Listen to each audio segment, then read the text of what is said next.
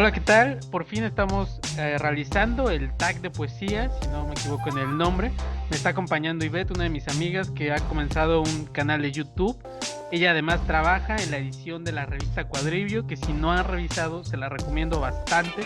Es una revista cultural que tiene una propuesta interesante y es una propuesta rigurosa que además permite que el talento joven se desarrolle. No solo abarcan temas literarios, sino han empezado con una serie de columnas dedicadas a la ciencia y en fin a otras áreas. También además se dedica al área de comunicación de Nibiru, que es la Sociedad Astronómica de la Facultad de Ciencias. Pero bien, Ivette, dinos de qué se trata este tag que vamos a realizar en unos momentos. Claro que sí, Jorge. Mira, este tag lo encontré en el canal de Sputnik, que yo creo que todo el mundo conoce ahorita.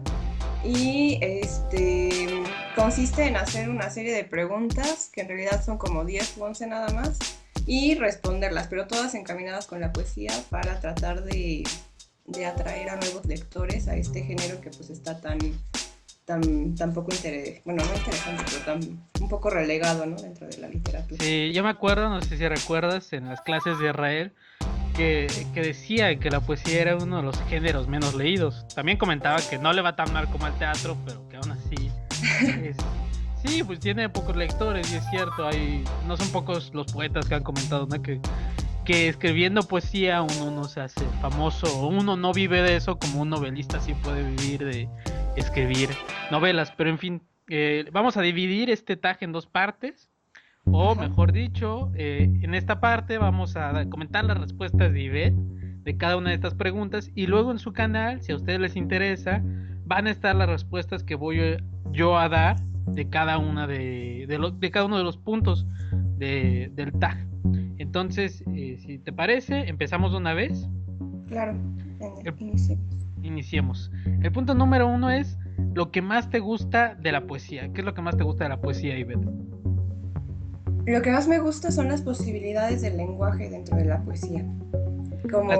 ¿Ah? Como, bueno, como creo que, no sé si has mencionado en tus videos, me imagino que sí, el lenguaje y la forma de escritura cambia mucho en narrativa, sea cuento, novela o otra forma de prosa escrita que en la poesía. Entonces, con la poesía generalmente los significados tienen que ser muy pesados, tienen que ser muy fuertes para que la palabra esté presente, ¿no? De hecho, se suele comentar, ¿no? Que la forma está quizá más imbuida en la poesía que en la prosa, ¿no? Que la forma es mucho más fundamental o más evidente, por lo menos, en la poesía que en la prosa, ¿no crees? Claro, sí, y de hecho lo es. O sea, con la poesía tienes que lograr que lo que estés diciendo, o sea, que cada palabra esté bien utilizada, que no estés desperdiciando recursos, ¿no? Tal vez en narrativa puedas meter un poco de lo que llamamos paja y estar haciendo descripciones y más que nada visuales o de espacios y demás. En la poesía lo puedes hacer también, pero también tiene que ir ligado con un ritmo, ¿no? Una estructura ya más definida de acuerdo al escritor, al estilo, que te van pues también como sumergiendo en ese mundo.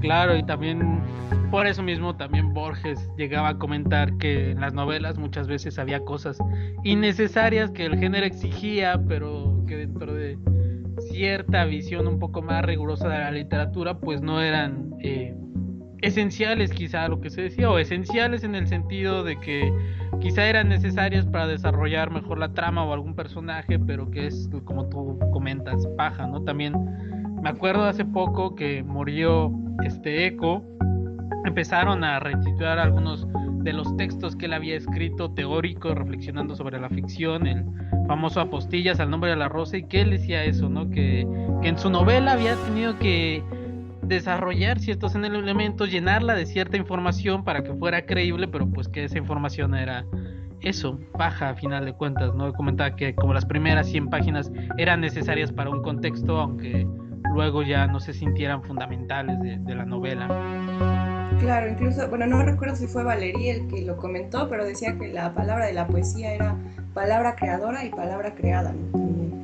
Sí. Bueno, sigamos con el siguiente punto. Claro. ¿Cómo conociste la poesía? La conocí ya muy tarde en la vida, la conocí hasta que entré a la carrera realmente. ¿Antes no leías Entonces, poesía?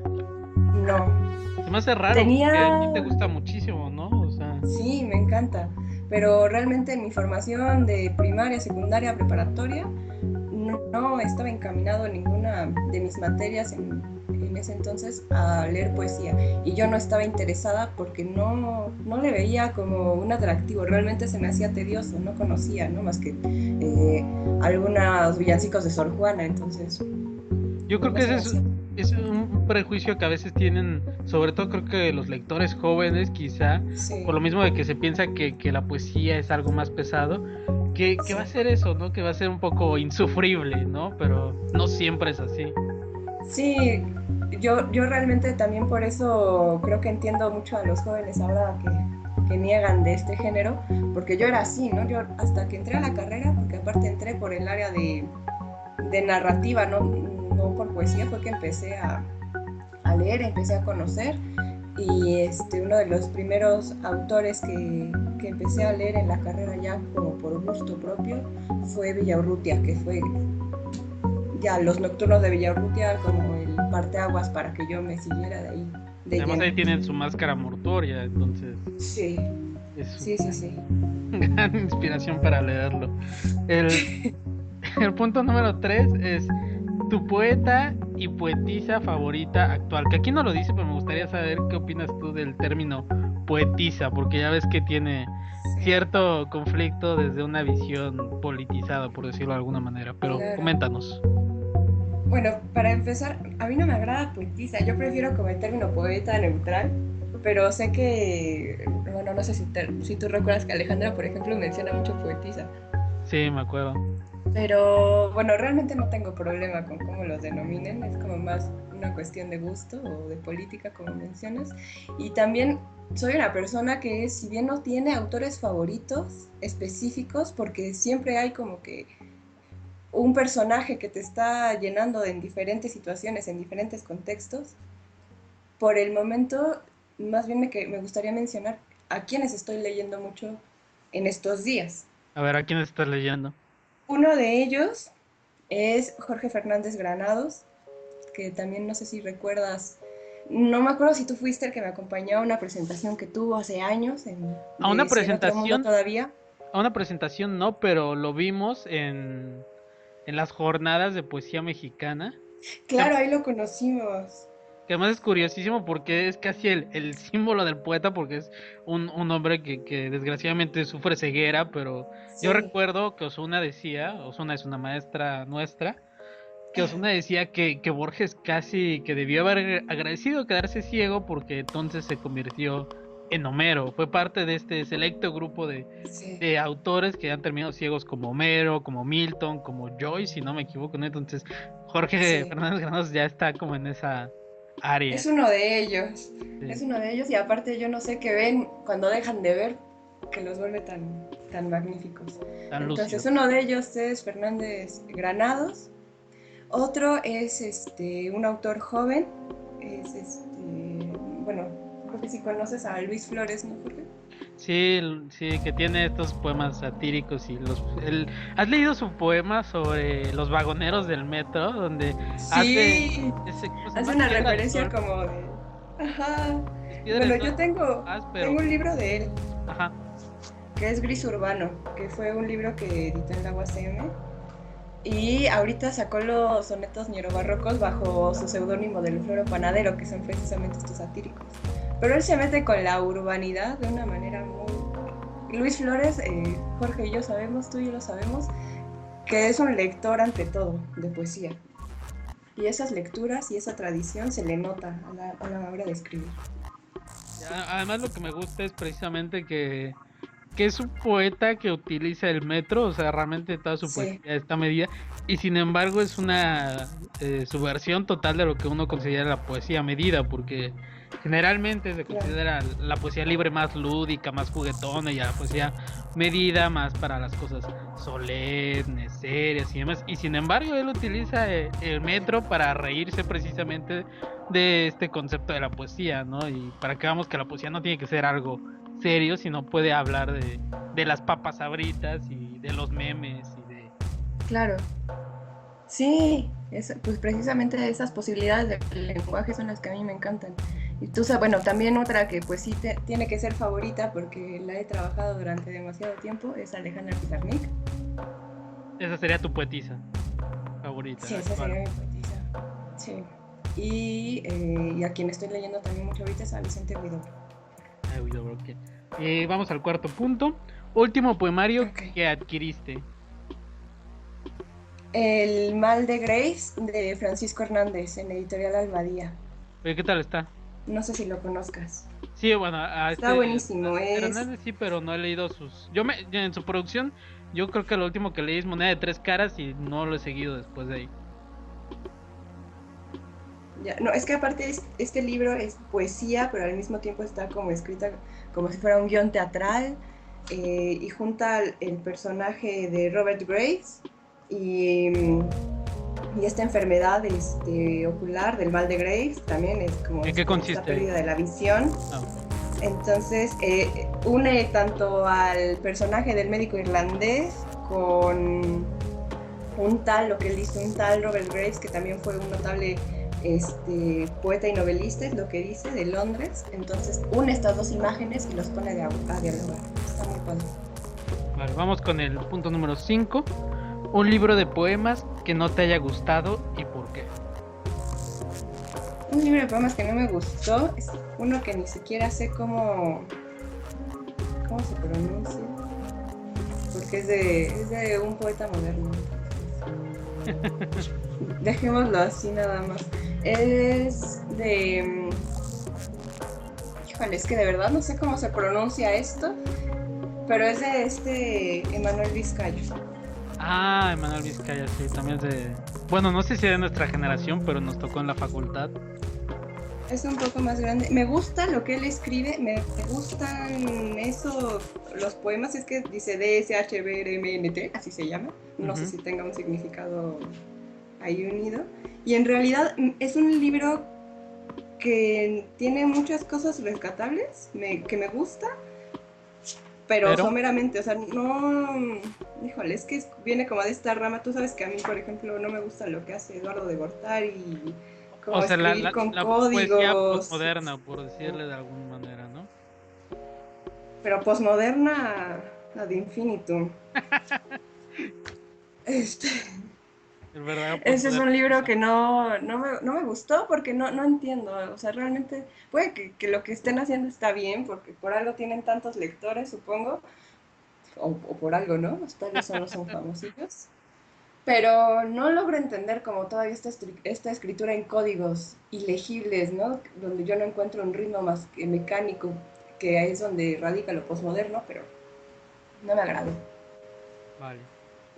Yo no lo he leído, lo conozco porque te digo, fue a la facultad con nosotros, al menos en algunas clases, pero a él tal cual no lo he leído. En fin, en el punto número 6, un poeta sobrevalorado.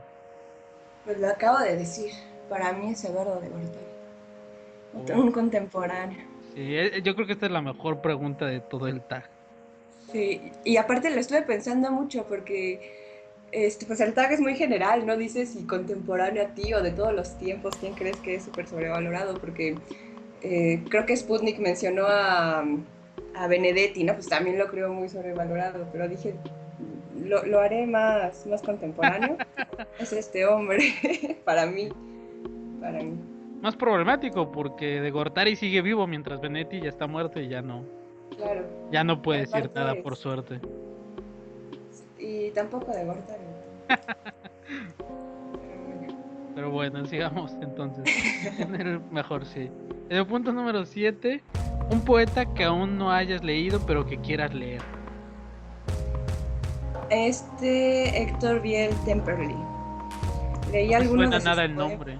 No, es ¿Quién un es? argentino, un poeta argentino, ya también murió, pero de él leí en una clase de Israel precisamente, leí unos poemas sobre el Hospital Británico, que fue un poemario que publicó, bueno, se publicó aquí en México en el 97 y me gustó muchísimo.